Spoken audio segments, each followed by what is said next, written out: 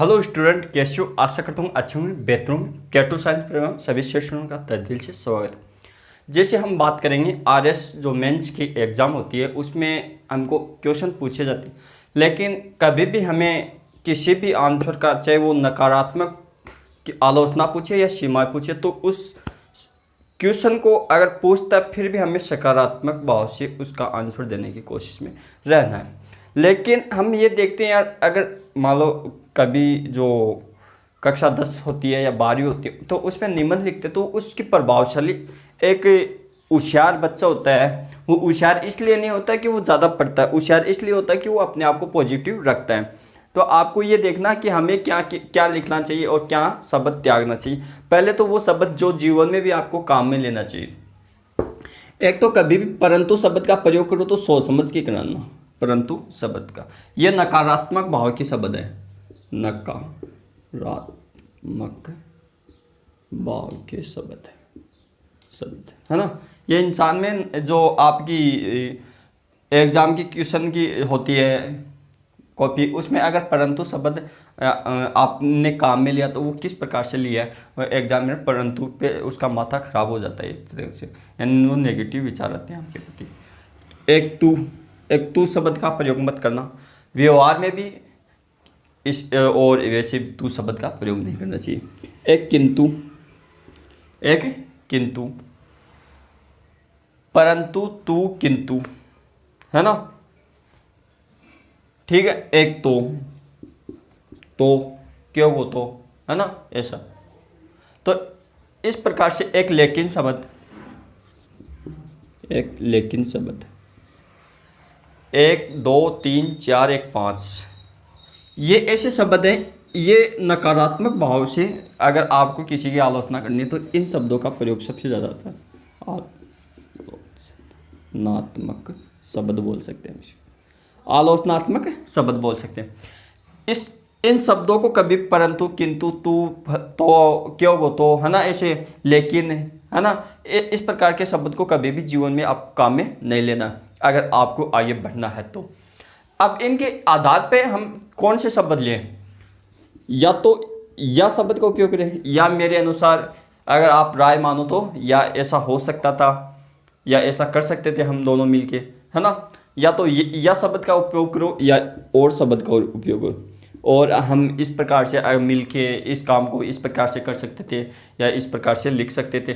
तो ये शब्द क्या है? ये शब्द है सकारात्मक और आगे बढ़ाने वाले, आपकी कॉपी में 4 चांद लगाने वाले शब्द। अगर मान लो आपको क्वेश्चन पूछ रहे हैं, है ना, तो वहाँ या और शब्द का प्रयोग करना सीखिए जीवन में, तो आप बहुत आगे जाओगे। जैसे एक पंक्ति है, मानव होना मेरा भाग्य है, ऐसे लिखते हैं ना। मानव होना मेरा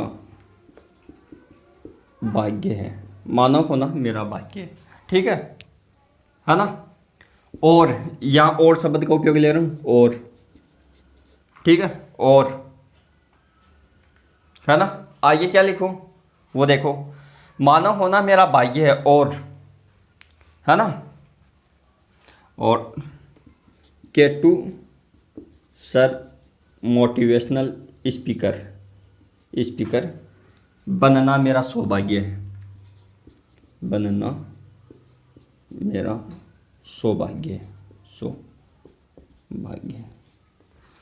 अब इसमें ऊपर क्या लिखता है? ऊपर क्या, मानव होना मेरा भाग्य है और केटू सर मोटिवेशनल स्पीकर बनना मेरा सौभाग्य है।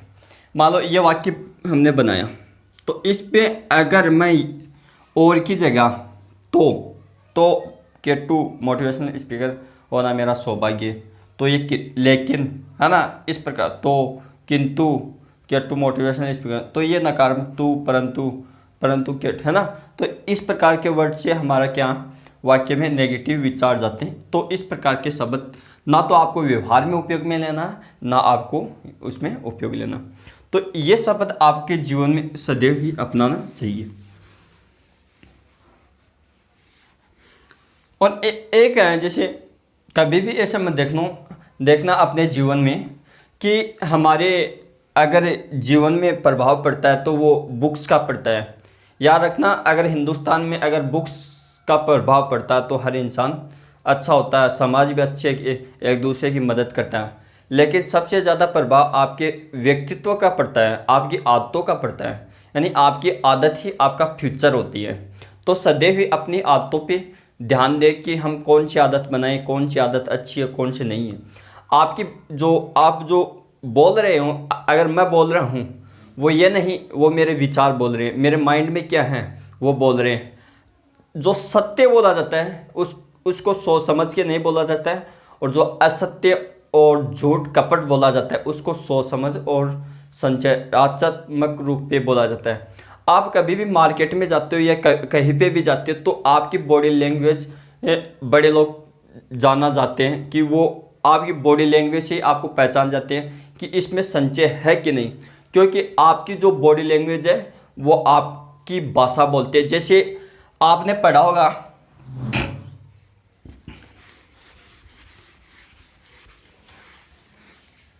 क्या पढ़ा होगा, कोणार्क मंदिर पढ़ा होगा, कोणार्क मंदिर। अब कोणार्क मंदिर है ओडिशा में, ओडिशा राज्य में, ओडिशा में, ओडिशा। इसे ब्लैक पैगोडा भी बोलते हैं ना।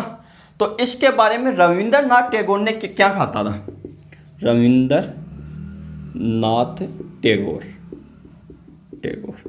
ये हमारे जो माननीय रविंद्रनाथ टैगोर जी हैं, जो हमारे साहित्य के कवि भी रहे हुए हैं, इनके बारे में आपने पढ़ा भी होगा। इन्होंने हमारे देश को बहुत कुछ दिया है। जैसे आपने देखा होगा कि एक नाम भूल गया दोस्तों।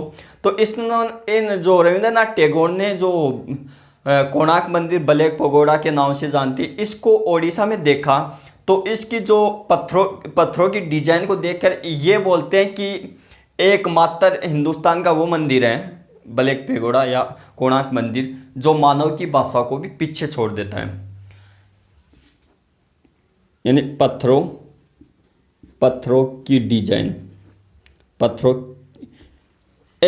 ऐसे लिख लो इसको कि रविंद्रनाथ टैगोर ने कोणार्क मंदिर की इमारत को देखकर यह कहा कि मानव की भाषाओं को भी पीछे छोड़ देते हैं कोणार्क मंदिर की डिजाइन, पत्थर, है ना। तो ये रविंद्रनाथ टैगोर ने इनके बारे में कहा था। अब यार देखो यार, मानव की भाषा को पीछे छोड़ दिया, है ना।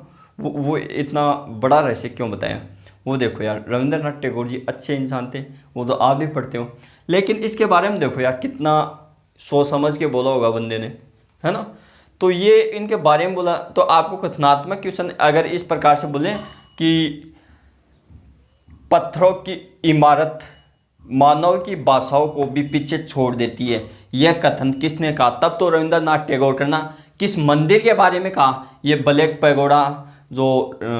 पैगोडा या इसको कोणार्क मंदिर ओडिशा, इसको सूर्य मंदिर के नाम से भी जाना जाता है, ये है ना। तो इसके बारे में इन्होंने कहा था। इसकी स्थापना गंगवंश के किस वंश ने थी? गंगवंश के शासकों ने इसकी स्थापना कर दी थी। वो आप बुक्स में पढ़ लेना, क्योंकि बुक्स याद रखना, एक ज़िंदगी में बैंक की पासबुक हो या किताबों की बनाई हुई पासबुक हो, वो आपको पास करा सकती है। लेकिन उस बुक्स को पढ़ोगे आप तो उसमें 100% आपको रिजल्ट मिलता है। बुक्स में आपको 100% रिजल्ट मिलता है, बुक्स के बाहर नहीं आता है, उसमें 100%। लेकिन जो पासबुक होती है उसमें आपने देखा होगा 80% संभावित क्वेश्चन। अरे आप 100% पढ़ोगे तो 80% तक तो पहुंच ही जाओगे। अगर बोलने की भी क्षमता है तो 20% बुला दो अपने आप को, तो 80% तो आ जाएंगे ना, है ना। तो अपने आप को वो ही पढ़ो जहाँ 100% आपको मिलता है। तो इस प्रकार से आपको बुक्स को फॉलो करनी है दोस्तों। तो ये रविंद्रनाथ टैगोर ने कहा, जिंदगी में वो शब्द ध्यान में रखना। Thank you, all the best.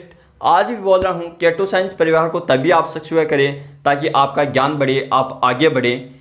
कभी भी अपने आप को पीछे धकेलने के मकसद से केटो साइंस परिवार को सब्सक्राइब ना करें। Thank you, all the best. मिलते हैं नेक्स्ट वीडियो में। Thank you.